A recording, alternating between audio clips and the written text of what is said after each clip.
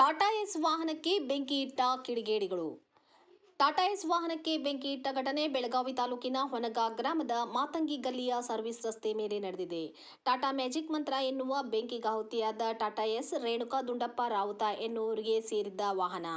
ತಡರಾತ್ರಿ 1 ಗಂಟೆ ಸುಮಾರಿಗೆ ಕಿಡಿಗೇಡಿಗಳು ಬೆಂಕಿ ಇಟ್ಟಿದ್ದಾರೆ. ಅಂದಾಜು 5 ಲಕ್ಷಕ್ಕಿಂತ ಹೆಚ್ಚು ಹಾನಿಯಾಗಿರುವ ಮಾಹಿತಿ ಲಭ್ಯವಾಗಿದೆ.